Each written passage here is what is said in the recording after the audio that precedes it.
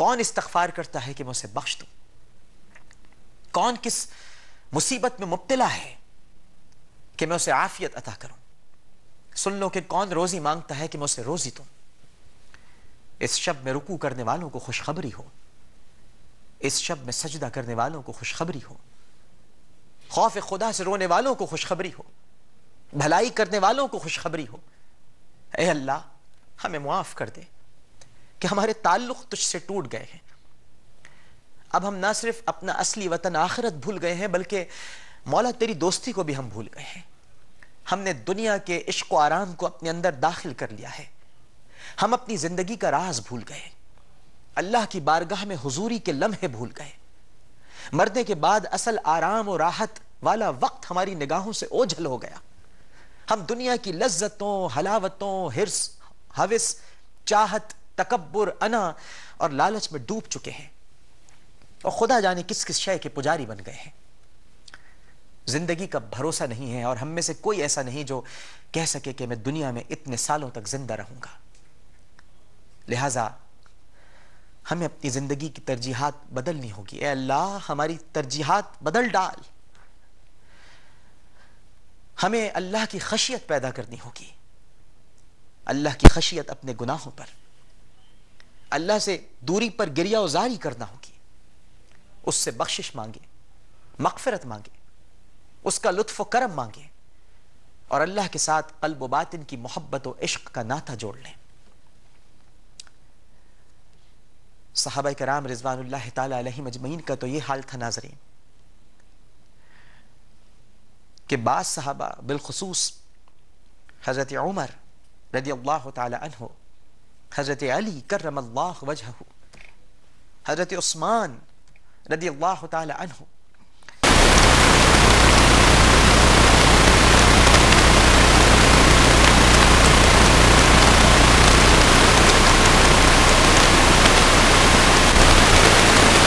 وَإِذَا الْجِبَالُ سُيِّرَتْ وَإِذَا الْعِشَارُ قُتِّلَتْ وَإِذَا الْوُحُوشُ حُشِرَتْ وَإِذَا الْبِحَارُ سُجِّرَتْ وَإِذَا النُّفُوسُ زُوِّجَتْ وَإِذَا الْمَوْءُودَةُ سُئِلَتْ بِأَيِّ ذَنبٍ قُتِلَتْ وَإِذَا الصُّحُوفُ نُشِرَتْ وَإِذَا السَّمَاءُ كُشِطَتْ وَإِذَا الْجَحِيمُ سُعِرَتْ وَإِذَا الْجَنَّةُ أُزْلِفَتْ عَلِمَتْ نفس ما أحضرت فلا أقسم بالخنس الجوار الكنس والليل إذا عسعسها والصبح إذا تنفسا إنه لقول رسول كريم ذي قوة عند ذي العرش مكين مطاع ثم آمين وما صاحبكم بمجنون ولقد رآه بالأفق المبين وما هو على الغيب بالظنين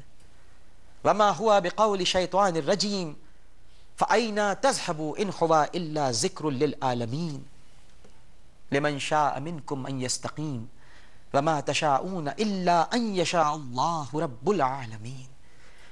یہ سورہ مبارکہ جب تلاوت کی جاتی تو حضرت عمر بے ہوش ہو جاتے،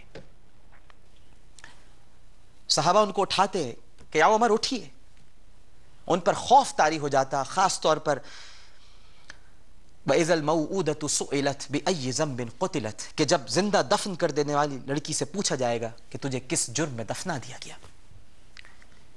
ایک صحابی نبی کریم صلی اللہ علیہ وآلہ وسلم کی خدمت میں حاضر ہوئے اور کہنے لگے کہ یا رسول اللہ صلی اللہ علیہ وآلہ وسلم، دور جاہلیت میں مجھ سے ایک بہت بڑا گناہ سرزد ہوا۔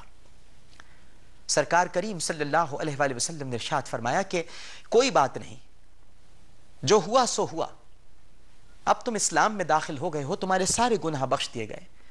انہوں نے کہا کہ یا رسول اللہ صلی اللہ علیہ وآلہ وسلم، دل کو اطمینان نہیں ہے، عرض کرنا چاہتا ہوں، کہنا چاہتا ہوں، اپنا بوجھ ہلکا کرنا چاہتا ہوں۔ نبی کریم صلی اللہ علیہ وآلہ وسلم نے ارشاد فرمایا کہ کہو۔ کہنے لگے یا رسول اللہ صلی اللہ علیہ وآلہ وسلم، میں ان بدبختوں میں سے تھا اور اس قبیلے سے تعلق رکھتا تھا جو بیٹیوں کو زندہ دفن کر دیا کرتے تھے۔ میرے گھر بھی بیٹی پیدا ہوئی، اور وہ اس طرح سے ہوا کہ جب میری بیوی پیٹ سے تھی تو میں تجارت کے لیے گیا، اور میں نے اپنی بیوی سے کہہ دیا تھا کہ اگر بچی ہو تو اسے دفن کر دینا۔ اور جب میں تجارت سے واپس آیا تو میں نے دیکھا کہ ایک 2 سال کی بچی میرے گھر میں کھیل رہی ہے۔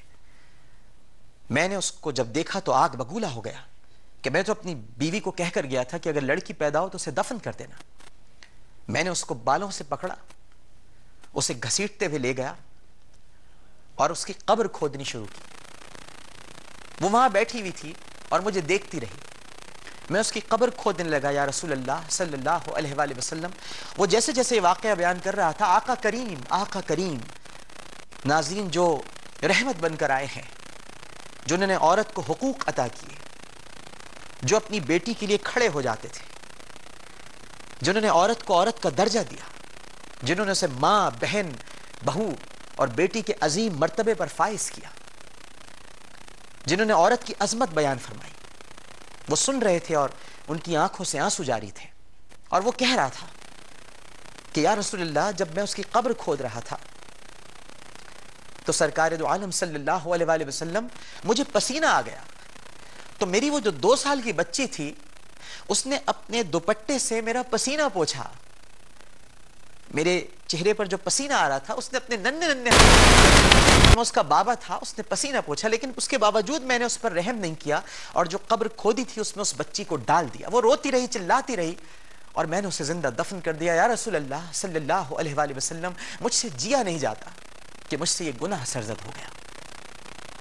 نبی کریم صلی اللہ علیہ وآلہ وسلم جو خود بھی اس وقت رو رہے تھے، آپ کی آنکھوں سے آنسو روا تھے، آپ نے ان صحابی کے چہرے کی طرف دیکھا تو وہاں پر بھی آنسو روا تھے۔ آپ صلی اللہ علیہ وآلہ وسلم نے فرمایا کہ تو رو رہا ہے، جو تیری آنکھ سے ندامت کے، یہ تیری توبہ کا اظہار ہے، یہ تیرے گناہ کا اظہار ہے، خوشخبری ہو تجھے کہ اللہ نے تجھے معاف کر دیا۔